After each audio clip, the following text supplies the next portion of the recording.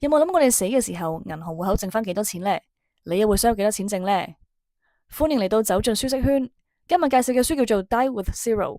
作者話：我哋死嘅時候，銀行戶口應該要歸零，即係目標係死之前用晒所有錢。你係咪覺得好癲呢？可能你會問：萬一你老咗有突發醫療開支點算啊？又或者啲仔女點算？放心，呢本書會逐一解答。首先我哋講下《Die with Zero》嘅 assumption 先。第一，作者假設你嘅目標係 maximize 你人生嘅滿足感，而唔係單單 maximize 你嘅財富累積。第二，作者唔係叫你唔好儲錢，而係要思考點樣用錢，令到你嘅人生有更豐富嘅經歷，從而帶嚟滿足感。第三，你要滿足咗你生活嘅 basic needs，即係你嘅衣食住行，先係講點樣使錢。Die with Zero 唔係叫你盲目咁去使晒啲錢。第四，Die with 完全 Zero 係冇咩可能，總會有啲錢剩嘅。但係 Die with Zero 係一個方向，一個目標。咁嚟緊我會講下作者點解要提出 Die with Zero，我哋可以點去實行。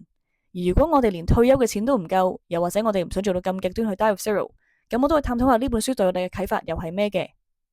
咁首先，作者點解要提出 Die with Zero？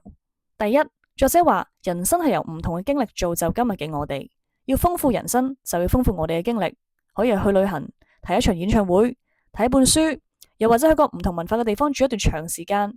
佢嘅人生目標係體驗，令到我哋嘅人生滿足感提高。佢提出人生經驗係有利息嘅，即係你買咗個經驗之後一路有回報。咩意思呢？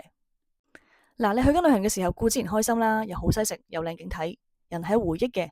你有冇試過去完旅行之後再拎翻啲相出嚟睇 ，recall 翻當時嘅情況而覺得開心？又或者同你朋友分享旅行經歷而令到對方都好期待想去嗰個地方？俾一次錢去買一個體驗，但之後可以經常拎出嚟回味，不停經歷開心嘅感覺。呢份不停產生開心嘅感覺就係個利息啦。越早投資，你開心嘅回報就越大，因為越多時間拎翻出嚟回味，或者越多經歷俾你去回味。作者就試過喺佢45歲嘅時候，邀請晒佢啲屋企人、朋友同高中同學去一個叫做聖巴泰納米島慶祝。佢包晒所有嘅機票、酒店。雖然佢本身係一個 trader， 搵唔少錢，但當時佢都有掙扎嘅，因為確實唔係一個小數目。但係佢為咗一生人得一次嘅經歷，最後都使咗呢筆錢。佢回望翻話，好慶幸自己有做到呢件事，因為到咗今日，佢啲屋企人、朋友仲回味緊當日嘅開心。佢話最美好嘅事情莫過於可以製造到集體回憶，同埋佢有啲朋友而家嘅身體狀況已經應付唔到去搭飛機啦，佢爸爸都過咗身，所以即使用咁多錢去買呢個珍貴嘅回憶，但可以同朋友、屋企人喺之後嘅日子一齊享受到呢份開心嘅利息，佢覺得係非常值得嘅。作者提出 Die with Zero 嘅另一個原因係，我哋大部分人都係用時間換金錢，死嘅時候如果儲咗唔少錢，冇去體驗人生，咁變咗咪浪費咗我哋努力工作嘅時間咯。假如你死嘅時候戶口有100萬剩啦，你平均年薪係50萬，咁你就浪費咗2年工作嘅時間，辛苦賺錢但冇享受到。但可能你會話，咁要留俾仔女噶嘛，同埋點知有咩病痛嘅啫？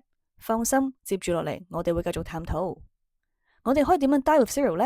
呢本書有5個角度去實行呢件事，分別係人生目標、健康、保險、仔女同埋計數。我哋首先要知道人生追求啲咩先。例如你好重視自我成長同學習，咁你嘅金錢就應該放喺進修、買書、去 conference 等等。知道自己目標之後呢，就趁健康嘅時候去做啦。人嘅健康係一年差過一年嘅，而偏偏健康就係最直接影響我哋享受經歷嘅因素。所以我哋應該要趁仲行得走得去用金錢買體驗。例如你20歲嘅時候去讀一個 master， 一定容易過你50歲先嚟讀。又或者你想去亞爾卑斯山體驗，30歲嘅時候去做，一定冇60歲嘅時候咁辛苦。你得到嘅快樂感同享受都大啲。當你老咗累積咗唔少金錢，其實你可以做到或者享受到嘅並唔多，可能行唔到，可能好容易攰。年紀越大，用錢享受到嘅機會其實細咗。如果後生仔不停咁儲錢，就有機會錯過咗享受體驗嘅機會啦。既然健康對我哋嘅人生體驗咁重要，我哋應該喺任何階段都用適量嘅時間同金錢投資喺健康度，例如做 gym、食得健康啲等等。可能你會話老咗好多病痛，所以要儲錢睇醫生。冇錯，作者並冇反對人儲錢，只係唔好盲目咁儲。假如你擔心老咗 medical 開支大，作者建議可以買保險。如果連保險都包唔到嘅天文數字醫藥費，作者就問值唔值得你用努力工作幾年嘅時間去換多幾日喺醫院昂貴嘅治療呢？咁啲仔女點算啊？作者話 Die with zero 唔等於唔留錢俾仔女，只係佢會選擇喺自己仲在生嘅時候俾錢仔女，因為金錢係有時效性嘅，越早得到，對仔女嘅人生影響越大。如果仔女喺30歲嘅時候得到一筆錢去買首期，對佢嘅好處會大過佢60歲嘅時候拎到。一來到時可能佢需要嘅嘢已經少咗啦，二來佢享受到嘅事情都減少咗咯。所以，與其等死咗之後先俾錢仔女，點解唔趁佢哋仲後生啲，又有能力管理金錢嘅時候，例如30歲嘅時候俾錢佢哋呢？除咗金錢之外，陪伴仔女都好重要嘅，因為可以一齊製造美好嘅回憶，令佢哋長大之後不停有開心嘅利息收。研究發現，有父母嘅愛陪伴嘅人，大個咗之後嘅身心靈更加健康。你又想唔想俾呢種開心利息自己嘅小朋友呢？可能你又會話，我哋預算唔到自己用幾多錢嘅，我哋要 Die with zero 就要考慮2個 data。第一個就係你預期嘅壽命，作者話上網有好多預期壽命計算機俾我哋參考，又或者同你嘅家庭醫生傾下你嘅健康或者 family history。第二個 data 就係我哋每年大約需要用幾多錢，呢個同你選擇住喺邊度有好大關係嘅。有啲地方比較平，有啲地方比較貴，將你預算仲有幾多年生存乘以你每年要用幾多錢，就會知道你大約需要幾多錢噶啦。例如你而家50歲，預期壽命計算機計到你大約可以活到80歲，而你預計一年嘅開支大約要用20萬港紙，咁即係30乘以20萬，你大約需要600萬。但由於多數人本身有 savings， 嗰啲錢可以用嚟投資或者做定期，又或者你有退休福利，咁你嘅 saving 一路會增長緊噶嘛，所以其實需要嘅錢未必需要咁多嘅。作者話簡單啲去講條 formula 就係你預算仲有幾多年生存乘以你每年要用幾多錢，再乘0.7，即係打個7折。